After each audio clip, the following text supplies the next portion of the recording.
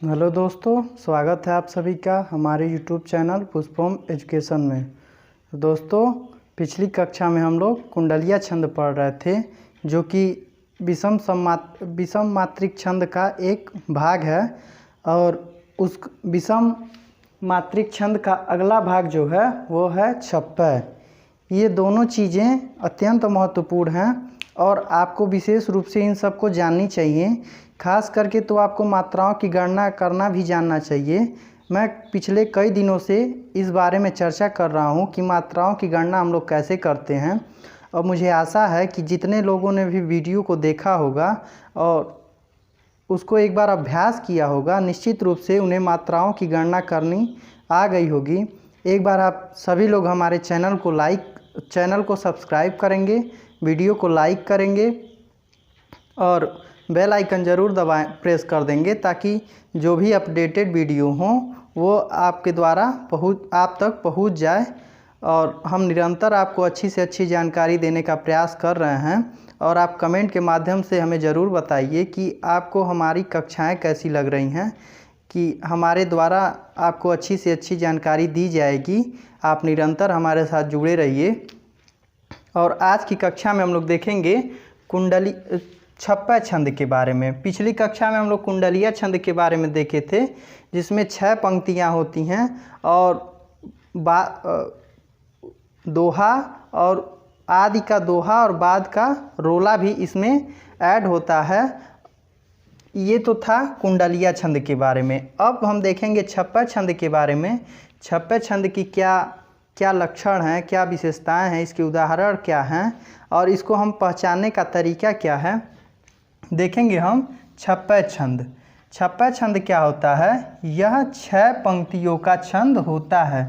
अभी तक आप लोगों ने देखा कि हमारे सामने जितने भी छंद आते थे वो सिर्फ 4 चरण में होते थे या 4 पंक्ति में होते थे। ये 6 पंक्तियों वाला है।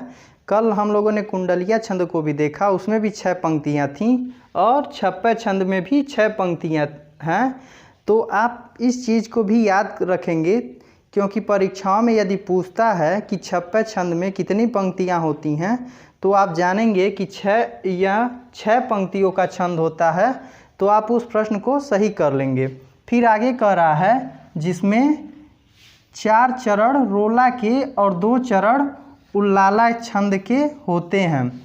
मैं आप लोगों को रोला के बारे में बताया था कि इसमें रोला की पहचान बताया था कि इसमें प्रथम में 11 मात्राएं और बाद में 13 मात्राएं होती हैं, यानी कि कुल 24 मात्राएं होती हैं।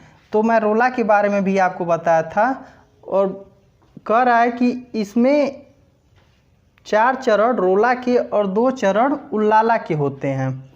उल्लाला की चर्चा भी हम लोग करेंगे। उदाहरण जब हम लोग उदाहरण को देखेंगे तो उल्लाला छंद के बारे में भी चर्चा करेंगे। फिलहाल तो हम इसको देखेंगे।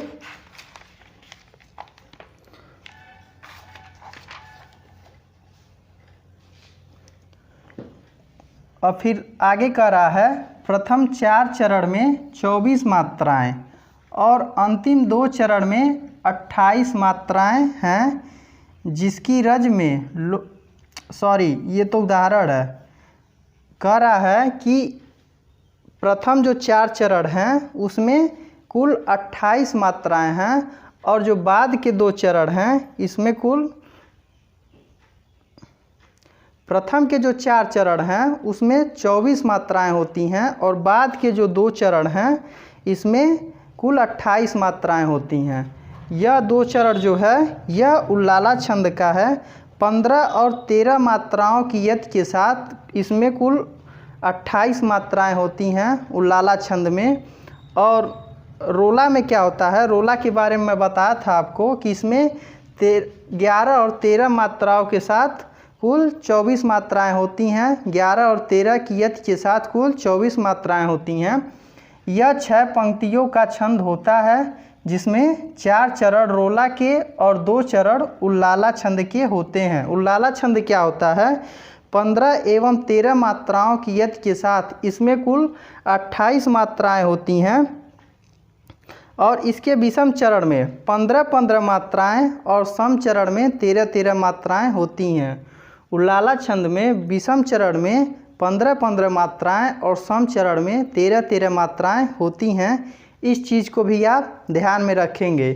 और फिर कह रहा है कि प्रथम 4 चरण में 24 मात्राएं, यानी कि यहाँ से उदाहरण है, इसके प्रथम 4 चरण में देखेंगे 1 2 3 4 यहाँ तक कुल इसमें 24 मात्राएं होती हैं। और फिर बाद का जो दो पंक्ति हैं यह उल्लाला छंद की पंक्ति है, तो इसमें कुल कितने 28 मात्राएं होती हैं। अब इन चीज़ों को आप देखेंगे और ध्यान में रखेंगे कि जो छप्पे छंद होता है उसमें कुल 6 पंक्तियां होती हैं, और जिसमें 4 चरण जो होता है वह रोला का होता है, और बाद की जो 2 पंक्तियां होती हैं वो उल्लाला छंद की होती हैं। ठीक इसी प्रकार हम कल कुंडलिया छंद में देख रहे थे। कुंडलिया छंद में आदि का जो पंक्ति थी वह दोहा थी, और फिर बाद की जो पंक्ति थी वह रोला थी। तो इस चीज़ को भी आप ध्यान में रखेंगे।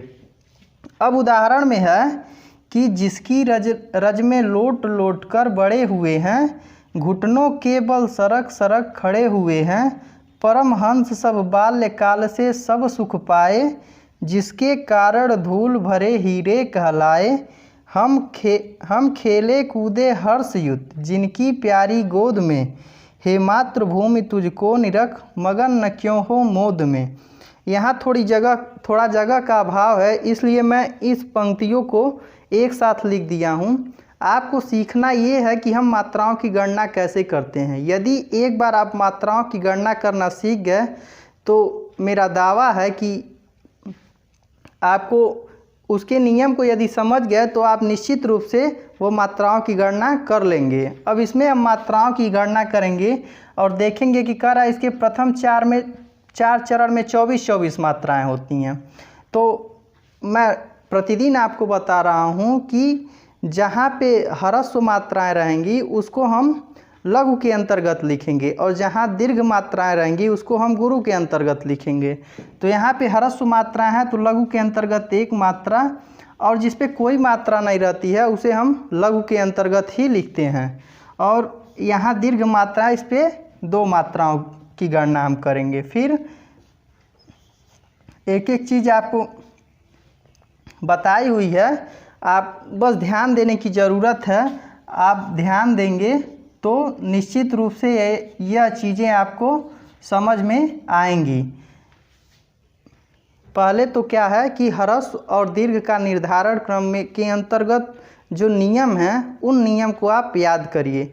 यदि उन नियम को याद नहीं करेंगे तो हमारे साथ निरंतर जुड़े रहिए, और जो मैं चीज़ें यहाँ बता रहा हूँ आप एक बार उसको कॉपी पे लिखिए और स्वतः मात्रा जोड़ने का प्रयत्न कीजिए। अब इसमें इसको मैं लिख दिया हूँ, अब हम इसको जोड़ेंगे। 1 और 1 2, 2 4, 2 6, 2 8, 2 10, 1 11, यानी कि पहली पंक्ति में कुल 11 मात्राएं। तो जो प्रथम 4 चरण हैं वह रोला के 4 चरण हैं।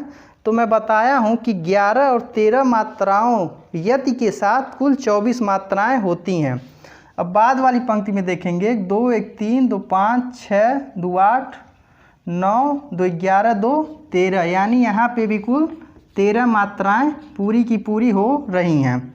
इस चीज़ को आप देख लेंगे। अब अगली पंक्ति की हम गणना करेंगे, यानी 13 और 11 मिल करके पूरे यत के साथ कुल 24 मात्राएं हो जा रही हैं। अब हम अगली पंक्ति को देखेंगे कि अगली पंक्ति में है, यहाँ पे लिखा है घुटनों केवल सरक सरक खड़े हुए हैं। तो यहाँ पे ह्रस्व मात्रा है, इसलिए इस 1 के अंतर्गत इसकी गणना करेंगे, और जहाँ पे दीर्घ मात्राएं रहें उसके लिए हम दीर्घ मात्राओं की गणना करते हैं। और फिर आगे का हम देखेंगे कि यहाँ भी इसमें भी दीर्घ मात्राएं हैं, इसलिए इसको हम गुरु के अंतर्गत रखेंगे। मैं बार बार आपको बता रहा हूँ इसका निर्धारण क्रम और इसकी मात्राओं की गणना हम कैसे करते हैं। जिस पे कोई मात्रा नहीं रहती है उसको हम लघु के अंतर्गत लिखते हैं। यहाँ पे भी देखेंगे आप कोई मात्रा नहीं है तो इसको हम लघु के अंतर्गत लिखेंगे। जिस पे दीर्घ मात्राएं रहती हैं उसको गुरु के अंतर्गत हम लोग लिखते हैं। ये चीज़ें आप ध्यान देंगे। और फिर हम इस पंक्ति की मात्राओं की गणना करेंगे तो 2, 2 4, 2 6, 2 8, 2 10, 1 11, यानी इस पंक्ति में भी कुल 11 मात्राएं हो रही हैं। अब फिर अगली पंक्ति, यहाँ कामा के बाद अगली पंक्ति देखेंगे तो 3, 1 4, 2 6, 6 1 7, 7 2 9, 9 2 11। कहीं लग रहा है कि यहाँ पे मिस्टेक हुआ है, एक सेकेंड मैं देख लूँ।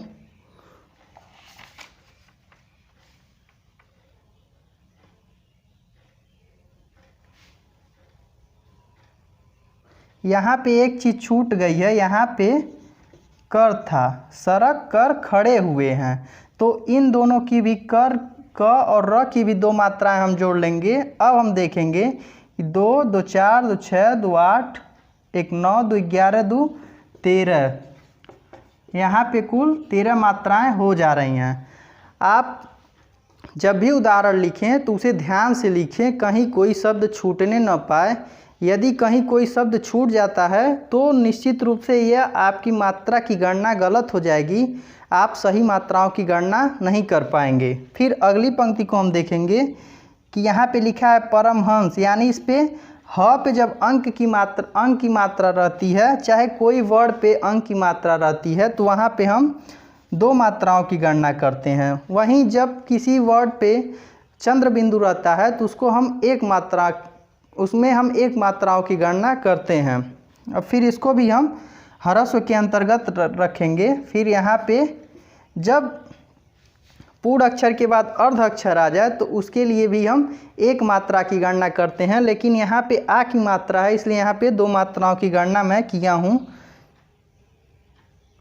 अब इसको हम जोड़ लेंगे, 3, 2 5, 1 6, 2 8, 2 10, 1 11, यानी इसमें भी कुल टोटल 11 मात्राएं आ रही हैं। और फिर उसी प्रकार आगे का है कि यहाँ पे दिया है तो इसको भी हम जोड़ लेंगे।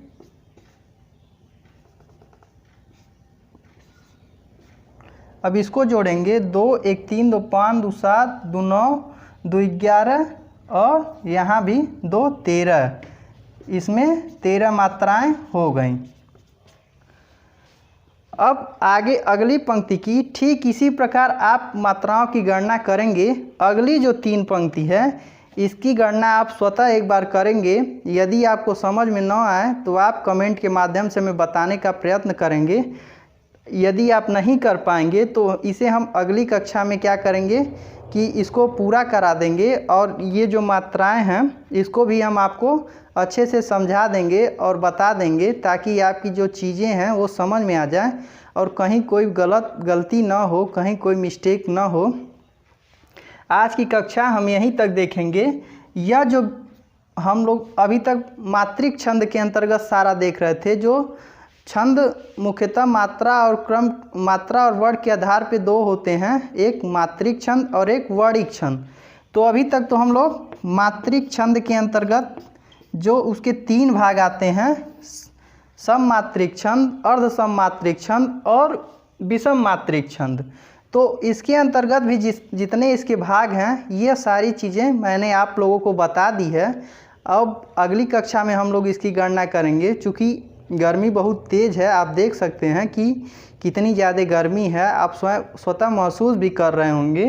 तो ये आज की कक्षा हम यहीं पे समाप्त करते हैं। अगली कक्षा में जो भी आपके डाउट्स रहेंगे मात्रिक छंद के अंतर्गत, वो सारे हम आपको बता देंगे। जो भी आपकी समस्याएं रहेंगी उनका निदान किया जाएगा, और आपको फिर हम अगली कक्षा से वर्णिक को देखेंगे, वर्णिक छंद जो आता है, और उसके अंतर्गत जो छंद आएंगे उसको हम देखेंगे और समझने का प्रयत्न करेंगे।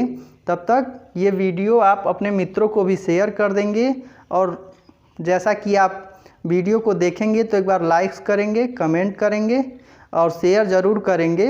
हम अगली कक्षा में मिलेंगे। आज के लिए इतना ही, धन्यवाद।